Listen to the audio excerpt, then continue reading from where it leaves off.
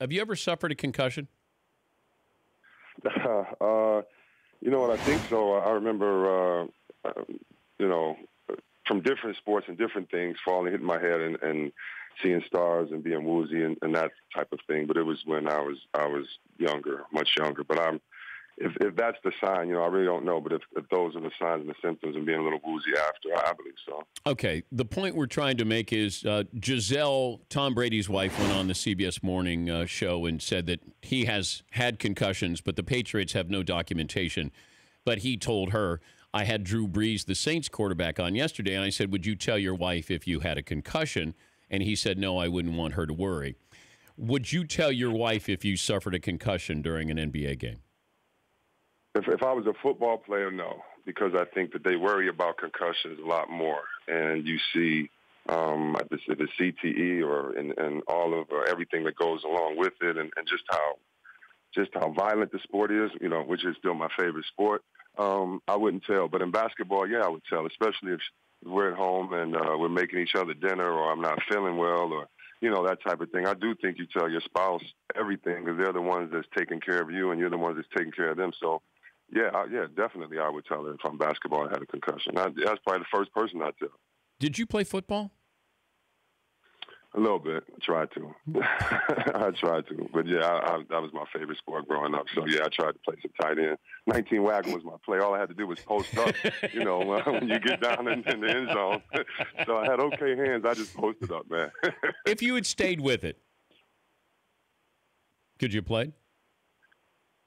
Of course, I'd like to think that, you know. I'd have to commit to blocking. But, you know, I remember, you remember Dudley? He won a championship, I believe, with the Buccaneers. He used to play on Ohio State's basketball team. And when we beat them, I remember him saying that he had committed to basketball, and I had been a Dick Gonzalez fan, Gates fans. All these guys played basketball. And so, I you know, of course, you know, if it's over, yeah, I'd like to say, yeah, I think I could have. But, man, that's just so much dedication and such just a different game, and I really wasn't into blocking. Can you imagine Shaq as a nose tackle? Man, I saw Shaq the other day. You know, he's lifting. And, man, that guy is strong. So, yeah, I could see him. It'd be funny if he was a D lineman or something coming around that corner. But, yeah, I could imagine Shaq doing some other things, man.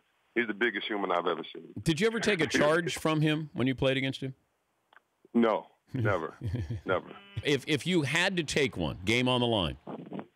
Oh, yeah.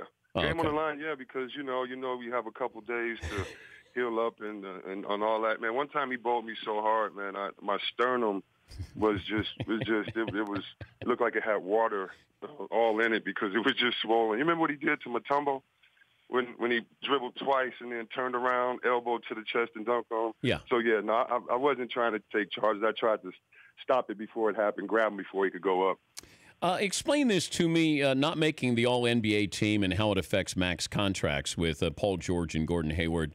Is it fair that it comes down to what the media thinks of you? You know what? I told a basketball player the other day that the union was stupid as hell.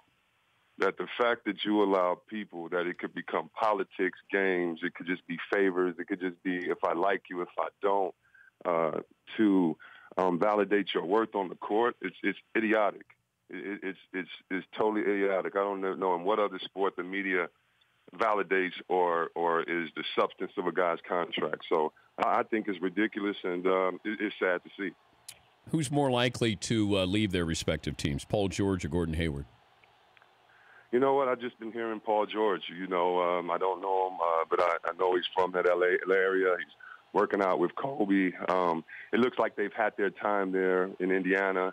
You're not talking about any free agents coming to Indiana. He's going to have to recruit guys if they're going to come. But I tell you what, that Gordon, I love his game. And if he was with the Boston, if he was with the teams out here, I could really see him changing the dynamic because he's a three guard that can shoot, that can handle at the point guard, and that could be your main scorer. And as we're watching right now in Boston, you know, they need someone else to score. Yeah. And I really love his game, and I could see him doing some things somewhere else. But it's all relationships and contracts, and who knows. But I think, yeah, George is the one that's more likely to go. Why are we hearing talk, or at least discussion, about trading Isaiah Thomas, and you have the number 1 pick in the draft? Because they lost the other day and people are panicking. Just as the other day, someone asked me who was going to guard Olenek, and I said whoever is on the floor because he's not going to have 29 again or 27 again. So I don't know why they would say that, but I do know that if you keep him, if you can get other players. Well, Dan, one reason they may be saying that is because this is a point guard draft, a point guard heavy draft, and he plays the point guard. He's an unconventional type guy, but it's not too many guys with this heart that can score. And so I believe that you can play him off the ball if you had a big guard. And so, I don't think he's one guy you want to change, trade. He's a culture and a culture changer in the locker room, and you want to have him around. Chris Webber, Turner Sports NBA analyst, joining us, Dan Patrick Show. By the way, congratulations on the babies. Just had twins? Yeah, just had twins, Macy Chris and Elle Marie, and it's literally the best feeling of my life, man. I hate being on the road now. I love basketball, but I want to be back there with them, and it's a great feeling, man. So, I'm pumped. Thank you for that. But it's man-to-man right now. Right? Oh, yeah, and they double team. They double team around 3 in the morning when my wife and I are getting our best sleep in the world. Want to hear each other cry. Like during the day, they're perfect sleepers. You can play with them. They're not thinking about it, but from about 3 to 6, man, that's their party time. So you got to be ready to hang out with them in the morning. Okay, but you have to master this, though, that you don't hear the babies crying at 3 in the morning. You know what? I tried it, but my wife, she a couple of times she just kicked me right out the bed, so I felt her knee. So I knew, man. It's crazy because we sleep with one on each side of the bed on the bassinet, and so you're going to hear him cry pretty loud. We were talking about this before the show started. That how did we move on so quickly from Steph Curry being, if not the best player in the game, certainly one of the 2 or 3 best players in the game? It's like we saw it and then we moved on because they lost the championship last year. Why is that? Yeah, I think you're exactly right. I think one of the reasons why we loved this game and it was so incredible that we really never seen anything like that before, where he set 3 records of breaking his own record, shooting 400 threes, 380 threes. It was just incredible what he was doing.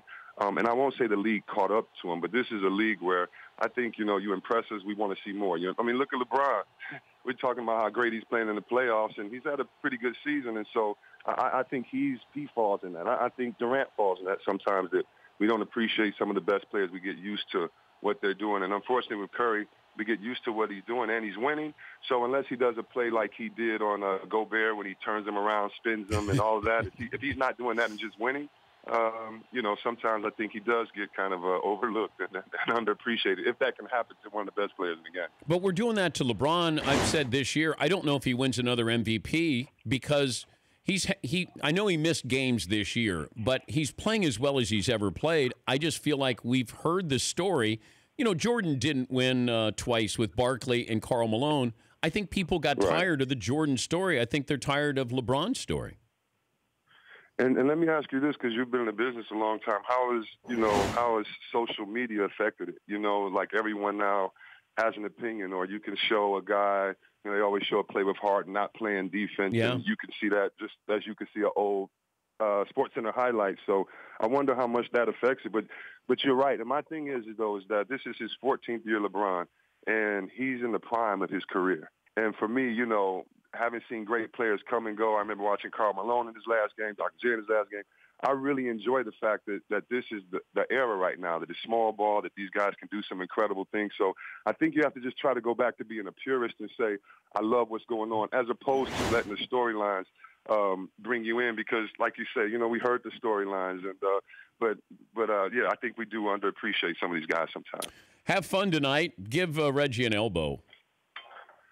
You know what? Reggie's crazy, man. He's going to run 6 miles today. Why would you run 6 miles and you're not? I mean, Reggie is just Reggie's a different type of guy, man. I love that guy, and he's taught me so much about being a commentator. But on game days, he runs as if he's still playing. So I think I'm going to have to get him a psychiatrist and let him know we've all retired. It's okay for him to rest and get fat like the rest of us. He can still play. I mean, he's 50. Come on, man. His bike races, he's running miles. He's maybe one of the best in shape individuals I've ever seen. Who would you rather have, Kyle Korver or Reggie Miller right now? Reggie. Thank you, Chris.